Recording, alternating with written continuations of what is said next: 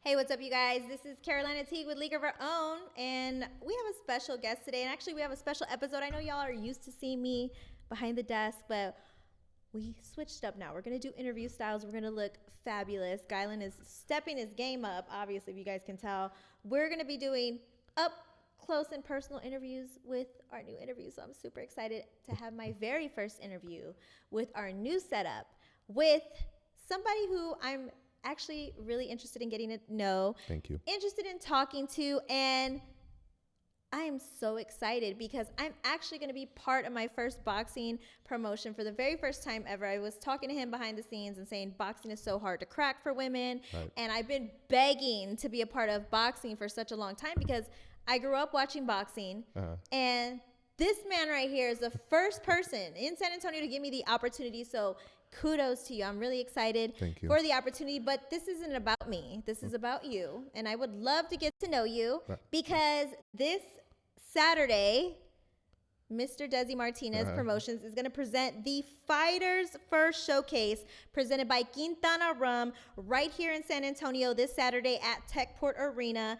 Doors open at 5 p.m. Main event is at 7 p.m. So it's going to be an incredible showcase, and I can't wait for it. So how are you feeling? I'm feeling good. I'm feeling good. We're honored to have you.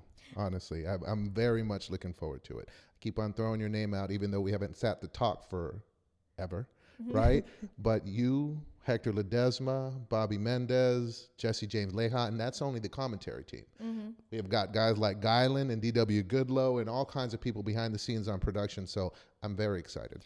And that's actually one of the things I'm most excited about because it was kind of like the perfect storm. I've been working with Hector for a long time, Gylan for a long time. Maximo's going to be involved. D-Wayne, DW is going to be one of the main guys there. So it was like a perfect storm of everything coming together. But you've been talking to me and saying that the past 6 weeks have been insane for you prepping for this upcoming fight, which is it's a good problem to have because that means that you care, right? Right. I'm not happy for it to happen. Like I'm enjoying the moment. I am excited for it to come, and then I know when it's over, I'm gonna wake up on Monday, Sunday, and I'm gonna miss it. Right? It's been fun. I've done a lot of things, thankfully, in my life, business-wise, politics-wise, and I think I've loved every minute of it. Constable Kat Brown, actually, with her and I were talking about the fight, and she goes, "Do you like it?" And I honestly had to think about it for a second. I said, "Yeah." I said, "Yeah, I do. I like everything about it. I like everything about it." So you are an attorney here in San Antonio, and you specialize, you said, in litigation, personal injury attorney. That's the mother lode here. And what I mean by that is this is honestly one of the most competitive markets in the world for personal injury. And we do very well. Last 3 years in a row, we've been named the best law firm in the city. So I'm very proud of that because we're the only medium to large law firm south of 90. So we've made our name there, and our community's blessed us and loved us, and we've tried to give back. So we've been doing all right. Good. I mean, well, the accolades speak for itself, and if I ever get in trouble, call me. Yeah, my back. Call me. I got you. Okay, because I have gotten in trouble. Yeah. So you are a lawyer. Yes. You already excelled in that field. You had to take the bar exam 3 times. Well, no, I had to take it once, but the reality is I'm licensed in several states. So I moved around. I'm an Army brat, and I always say if I wasn't in Europe, I was in poverty, right? So we moved around a lot. When I was young, my parents split up, so we just kind of kept on moving. And I lived in Oklahoma. That's where I went to law school. Got my bar exam, took it there, passed that, moved to Florida. Florida is actually harder than Texas. They're trying to keep attorneys out. So I got that bar exam. I took that bar exam, passed that, and then I moved to Texas. And then I had to take that bar exam and pass that one before I could practice here. My gosh, how hard is that on a scale of 1 to 10? Texas is about a 7. Florida is about an 8. Florida's got an extra day. They're actually making it harder there because they want less attorneys to move there. It's so saturated, right? So they actually made it harder. So I'd say on the scale of the hardest bar exams in the country, you have New York, Florida, and for some reason, Oregon. Florida, I could honestly pat myself on the back and go, yeah, that was some work. Yeah, and for you to say that it's a 7 or 8 to me is impressive because for me it'd probably be a 10. And I've taken exams like the Series 7 and things like that. Those are really hard tests. They're not easy. So for you to say it's a 7 or 8 is like, just speaks on how important it is for you to be educated. Right. And to know exactly what you're getting yourself into. So I have 2 boys, and they have to be my sounding board because I talk to them about habits all the time. So I grew up without any money. I grew up the little fat Mexican kid. And I always grew up in communities where I was the first one there. There weren't other kids that looked like me. And we moved around a lot. So growing up, you know, you look and see what you want to be, how you want to become that thing. The good thing about living in a bunch of different places, I got to see a lot of different success stories, and they all had certain qualities that were common. And you see this in sports, right? I always say that somebody that's excelled in sports, if they just transferred those habits to education or business, they'd be just as successful, right? Because it's about your habits. Good boxers wake up at 4 a.m, run their 6 miles. Then they do their mitt work. Then they get to work. Do you understand? They have a whole day before anybody's woken up. But that's a successful boxer's habits. They all have the same habits. Look at school. And that's what I figured out in the middle of law school. I didn't have the right habits, so I had to pick them up. I had to steal them. So that's what I try to educate, you know, the children and the families in my community. Look, I'm nothing special. I just was able to see a lot of things. You can do this too. You can do this too. Nobody ever told me that.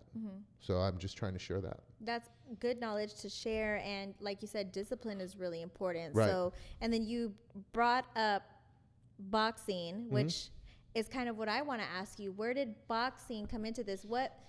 First and foremost, you're Mexican. Right. Like you said, you moved all over the place. You're an attorney, but where does this love for boxing come from? You know, it's metaphorical, right? But it's also real. You grow up fighting.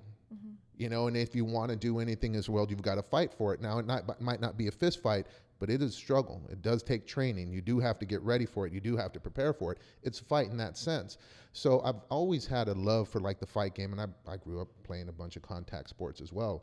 And what I always tell Gylan, we always joke about this, you know, men of a certain age now, right? I think we all think we got one more round in us, right? You know, I work out, so I can get in there too, and that's when we want. So I've always loved the fight game, period. Regardless of the training I've done or what. I know I was never going to be a pro, but you love the sport. So where does this come in now? So shout out to my friend Adrian Clark. He is the CEO of Fighters First. He's done everything in the business. He's written books on it. He's been involved in it. If you look him up, Adrian Clark on YouTube, he's got tons of videos educating boxers on how to educate themselves in the business of boxing. Now he's CEO of a management group for boxers that kind of puts into practice all the theories that he had brought up, right? So anyways, he knows everything about boxing. He's been involved in boxing from the beginning. Everybody in boxing knows who he is. He calls me Jefe because he doesn't speak Spanish. That's what he calls me. He goes, Jefe, you got to be a promoter. I said, no, brother, I got a job. Like, I got a job. I don't have time to be a promoter. And we actually talked about this 10 years ago. And then we're just looking at everything that's going on, and you're way educated in the boxing field, so you see what's happening. Showbox is out of the picture. HBO After Dark is out of the picture. PBC, they've got these contracts with all of those organizations, but since they're out of the picture, now what? Right? Where's all their money kind of come from if they don't have these consistent shows and these you know, like I said, these channels that are going to pay them? Well, they're going to have to start chopping heads. So you have what I think, right? What I think is that you're going to have an influx of a lot of good boxers all around the country looking for shows. And then look at the geographics of where we are. We're in South Texas. Let me ask you this. I think you'll know the answer. And I talked about this in Laredo. Fito Martinez, thank you for inviting me to your show last week. But I talked about this in front of that crowd. What are the 2 countries where the most champions come from in boxing? I'm thinking Mexico and the United States. Right. Okay. And where do that's exactly it. It's not even close. Number 3 is like, 40% less than Mexico. So the reason I mention that is there's a flashpoint. That flashpoint geographically where those 2 cultures collide is here. right? South to San Antonio and up to San Antonio. We're the capital of South Texas. Well, South Texas, you look at Del Rio, you look at the RGV, you look at Laredo, you look at Corpus, you look at San Antonio, you look at all the surrounding areas. We have a very strong boxing community. And that goes not only for the supporters, but it goes for the talent that we have here because we're breeding it. And then you look at North Mexico. We're all coming together in this place, this geographic area, and there's so much talent here. It's just untapped, it feels like sometimes. So you look at the whole kind of picture of the United States and where the talent is, like this place is ripe for something like this to happen. And I think that's why you're starting to see more promoters in the area. But my relationship with Adrian, my relationship with the people I've made here, like we're just looking to make our name here as well. Yeah, and that's a good thing that you said. You're trying to make your name here in San Antonio or just in this region, what you would say. If I would say this region, I don't know what your vision is because I haven't asked you what your ultimate vision is. But you mentioned Showtime going under, other promotional companies going under, and then you see things, other combat sports, for example, like WWE did the merge with UFC. Right. Then you see other combat sports just kind of emerging above PFL, the sport of boxing. Right. Yeah, pretty much. And what do you think that the sport of boxing is missing in order for them to be successful? And I'm glad you asked. So here's the thing. Here's what I've noticed, because again, before I was a promoter, I was a fan. And thankfully, because again, we've done very well at our law firm, we've been able to get the suites to the fights and to the Spurs game and all that stuff, right? So I go to the big fights, everyone that comes, and in Vegas and certain places, right? And I, as a spectator, I'm there in my suite, right? And I realized, okay, it feels like I'm annoying the parking attendant. It feels like nobody cares that I'm here. I go up to the suite, I watch the fight, and it takes 30 minutes in between the fights. There's not a lot of fan experience going on, and it's almost like we're a bother, right? And I think to myself, man, the fights weren't that great. The experience wasn't that great. What the hell am I doing here? Like, I thought this about quite a few fights, and I'm like, what's happening? Why is this not fun anymore? Well, what's happening is that everything's catered towards pay-per-view, right? Because that's the cash cow. So at the end of the day, what's missing is the fan experience, right? And that's something that we were talking about. There's a team coming together to bring the fan experience back to the fights, because it is a fight, but it's also entertainment, right? So I know that my wife doesn't like boxing that much, but she likes to be there, right? So I want her and the casual fan to be entertained as well. And again, there's going to be some good fights, so we're trying to cover all the bases. But on top of that, it's identity with the fighters. Like, so you were talking about your favorite fighters. Who are your favorite fighters? At the moment or of all time? Of all time. Floyd Mayweather. Okay. I love so what do you Floyd know? Mayweather. Right. What do you know about him? That he is perfect and in every way. No, he transcended the sport. He truly did. The sport, absolutely. He transcended the sport, and he was very dedicated to his craft. Right. And I like the way that he speaks about the sport. And you're right, he transcended himself into a brand, and I like that about him. Right, because what you see is that unfortunately boxers, if they're not knowledgeable enough in business, they get taken advantage of sometimes. He didn't let that happen. He took advantage of the game. Good for him, right? Good for him, but that's not the majority of fighters. What I've found is that, again, what's missing in boxing, especially this newer generation, and it's nothing against them, it's become a social media world. And what I mean by that is everything is perfect in their life. Nothing was perfect in my life. So how do I identify with somebody that everything is perfect in their life? Do you understand? I identified with the individuals who had grit, who had a colored past, that had all kinds of things going on in their life, and that's how you build identification. That's how I do it in trials. So the reason I bring that up, a lot of what we'll be doing in the fights and lead it up to the fights is telling stories about the fighters. That's why I needed a film director. I need stories about them. So when you know their stories, you hear their stories, you fall in love with them. And after that, it's almost like, I don't want to see him lose. I don't want to see him fight. I don't want to see him get hit. But now that they're going to fight, I got to watch. Either way, you're building that like emotional identification. So that just kind of spoke to me, and I realized that's what's missing in this space. We don't know. Let's say, for instance, biggest name out there right now, the biggest cash cow, Ryan Garcia. I don't know anything about him. I don't identify with him. I know last time he was in town, he was getting tattoos on his back. We were all trying to figure out what was going on, but I don't know anything about him. I only know what he tells me on social media. I can tell you everything about Mike Tyson. I identified with him because, again, it was his story. It was what was out there. I just don't see that much anymore. So like I said, we're trying to bring stories back into it as well. And that's, to me, that's what's missing in boxing. Long answer to get to a short conclusion. But there's a few things missing in boxing that we're trying to correct. Or at least trying to put our stamp on. Excuse me. I like what you said, because when I look at like 24/7 back in the day, right. they did a really detailed painting of what these boxers were, and people fell in love with them. Excuse me. And then with Showtime, they did the I can't remember, but they did the shows leading up to the fight. I can't remember what they're called. Right. Well, no, they were the 24/7s, and then they kind of but all they now 30 for 30 and all that. 30 for 30, right, exactly. So I've seen them on a large scale. So what you're saying is you plan on doing it on a smaller scale in a sense? Right, because only your only your pay-per-view fighters get that kind of treatment, right? Well, how many pay-per-view fighters are there really that you're going to pay $75 to $100 to watch? Maybe 5. You can probably name them: Canelo, Gervonta, Ryan. I'm struggling for the other 2, right? Those are only 3 to 5 boxers. There are thousands of boxers in the world, and we've got a lot of talent in South Texas. We just got to help them build their own brand up, right? And I thought about another thing too. The last time I can recall a mega fight, well, there was actually a couple of mega fights, like Terrence Crawford versus Errol Spence. Right. But glad you brought that up. Another mega fight that I think about that really set a standard, and they both even acknowledged that, was Ryan Garcia versus Tank Davis. Right.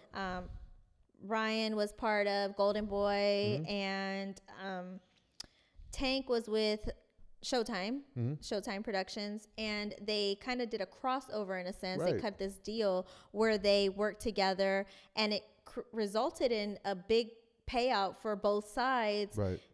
On a smaller scale, would you ever consider doing that? Perhaps maybe cross-working with another promotion here in San Antonio? So here's the thing. Even though it's a small, promoter community here, and like I said, it's expanding, there's enough fans to fill the seats, right? So it's not like the law, right? In the law, we're all fighting for the same client. And sometimes, unfortunately, that causes a lot of animosity between the firms, right? We all got to make a living. But at the end of the day, the way I see this is kind of the same way I looked at it in the law. Man, just let me do my job. Let me make a living, and I can help you. And I made a lot of friends in the legal community. Looking to do the same thing here in promotion. Because again, for instance, shout out to Boxers and Brawlers over there. Alvino Perez, he's got Robert Garcia that he works with. I think Robert is the second best trainer in the world, right? If he's got a stable, I'd love to work with him, right? I don't have a stable, but I have DW. You understand? So it's one of those things where if people are open to it, right? It's just, again, what I've always found, and now you're going to hear my dissertation on why businesses fail. I've seen businesses fail, a lot of good law firms with great attorneys, because everybody's fighting to be greedy. And that destroyed more law firms that I've seen with brilliant attorneys than any other thing. In a situation like this in promotions, there's enough money, again, if you throw a good show for everybody to kind of, make a living off of it. And as long as people come in with that mindset, why not, right? Why not? If you look to, I'm glad you mentioned the Terrence Crawford Errol Spence fight. Shout out to Errol. He's actually one of Adrian's best friend, Adrian Clark. And so you saw the fight then, right? The co-main event was Giovanni versus Pitbull. So that Giovanni's our main event in this fight. So he was on that card. Unfortunately, lost a split decision by 1 vote. But at the end of the day, Isaac Pitbull Cruz and Rolly Romero are fighting in Vegas that very same day. So we're going to try to see if Gio and Pitbull can't talk a little trash via the internet.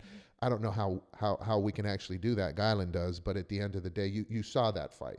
And that's the fight that, again, Gio was a co-main event on. I thought he had a good showing. It was first loss, so. Yeah, and like I said, I think it's great that you are willing to have conversations with promoters, because me, just as a boxing fan, I would like to see fights come together. And unfortunately, with the politics and the promotions that are, trying to, like you said, be greedy, or perhaps there's other things that we're not aware of behind the scenes as to why these fights can't come together. I think if you do that on a local scale, that's how you pack out a venue, honestly. Right. So if that's something that the fact that you're willing to consider that is huge, because some people are just like, I want to be the top in the city, but it's like, how you get to the top is if you work together, honestly. And I think it's better to work together as a city than separately. However, you're trying to make your stamp here. Right. This is your first fight as a promotion here in San Antonio. What sets you apart from all of the other promotions that you've seen? So it's like we were talking about, like what I do have is a production crew that I think is honestly probably the best in the city. I would even say the best in the state. I can tell you all day about Daryl. I can tell you all day about Guyland. I can tell you all day about the commentary cast that we put together. But you tell me this. I mean, what other promotion has been able to put together you, Hector, Jesse, and Bobby? Do you understand? To help us with all of that's going to happen. And then again, we look to the production side of it. We're going to put a show on. You can have fights, and we're going to have good fights, right? And we're going to keep on doing that. But at the end of the day, there's also the entertainment value. So I think that's what sets us apart, right? We'll be able to put a good card together. I have my good relationship with Fighters First, so we'll be able to keep on bringing their fighters down here. We're building good inroads with a lot of local fighters. And then again, there's going to be a production value. So I know that the fighters have seen their videos, they've seen their posters, they've seen their art. And like, golly, man, you put me on a poster. It's like I said, we're doing things a little bit different. Awesome. And for Desi Martinez Promotions, you know, you had the conversation with your friend and coming together and being a promoter. This wasn't something that you wanted to do 10 years ago, but today here you are, and you're going full force into it. What do you think is the ultimate vision for DMP boxing? So thankfully, we've already gotten calls from different parts of the state about, you know, kind of moving around into the state, maybe promoting a few fights. But the reality is, I mean, I'm short-term goal right now. Why? Because I'm staying focused on this goal, and this goal is putting on the best fight that we can. And one of those things is again, making sure that I'm available to everybody on the team, because everybody has been working their butts off. I'm not kidding you. And it is a nonstop all day job. So long term, would we do something outside of state? Would we do a big paper? Absolutely. But we're looking at short term right now. Why? Because we got to get to that first show. And that's what I tell people that call from out of state. I said, let me just finish my first fight first. And then we'll talk about your venue. I agree, because you don't, what if you don't like it after the first fight? Right, Like, like hey, politics, man. I was like, yeah. Right. Again. I'm just kidding. I'm not kidding you. I've got to talk about it. It was like politics. Like, it's not that I like politics. Don't get me wrong. I'm the most apolitical person you'll meet. I promise you that. And I knew what I was getting into, but I was truly trying to help. It was COVID, it was Snowvid, it was the economy, it was everything. And I said, I've got to be able to help. I've got organizational skills. I know enough people. I truly want to help. Let me try. And I truly wanted to help, because the dude that was in the seat that I was running for was lazy, incompetent, all these bad things, right? He was standing outside his office handing out water bottles when people didn't even have cars to get on the road. And I'm like, that's what you did as an elected official, bro? You're in charge of the roads. You should have at the least led from the front, got your ass in your car, throw salt on the roads, at least help somebody. Hand out heaters, get out there and hand out blankets, like, do something. You're an elected official. And I didn't see any of that. So anyways, I wanted to help. And then I found out, man, sometimes the story's already written before you get in. So anyways, that's the political speech. But you're right. I don't think I'll run for office again. I'm glad I made the friends that I did, though. Yeah.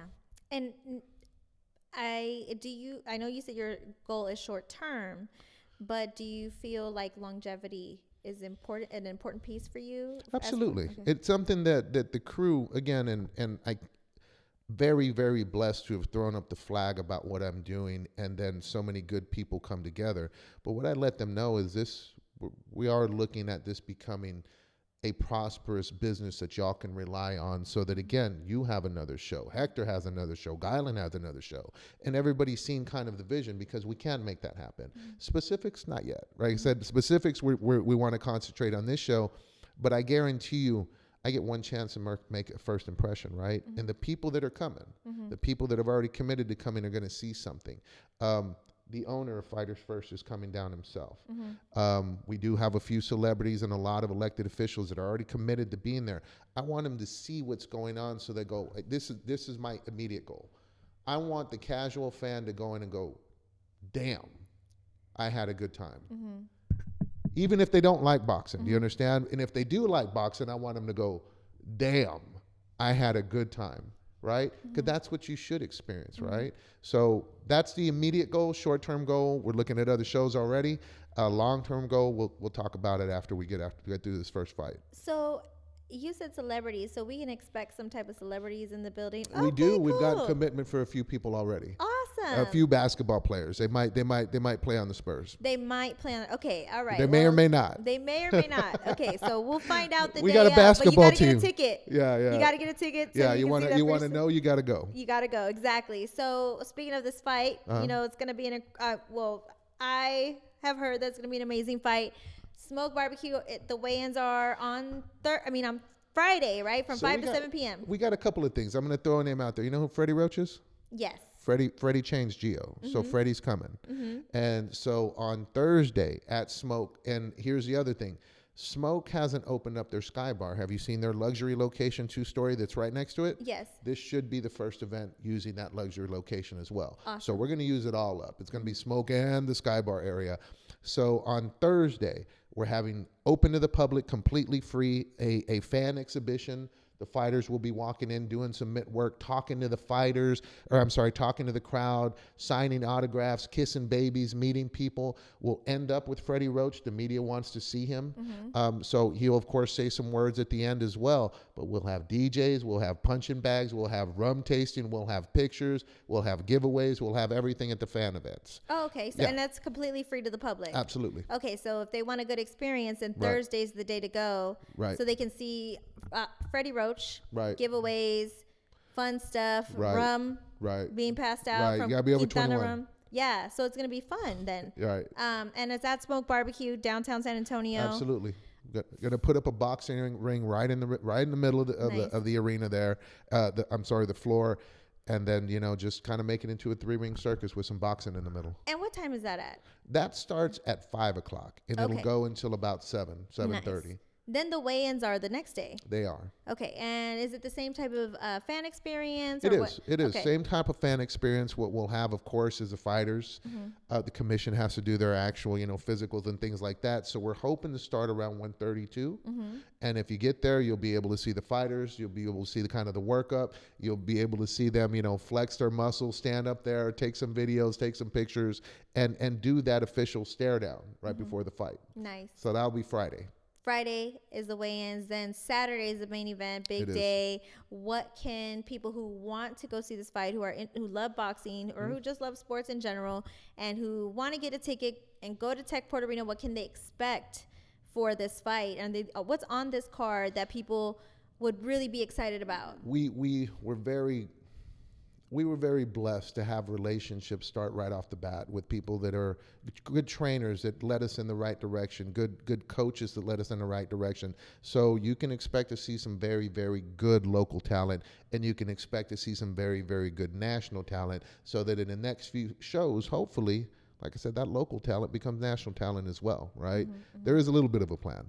So you're going to see Isaac Bermea, who I think very highly of. I think he has a high ceiling because he has the right habits. He's grown up fighting, but the kid still gets up at 4 o'clock every morning. You don't have to tell him to run. You don't have to tell him to train. He's 2-0 right now with 2 knockouts, one with a liver punch and one with just a straight up knockout.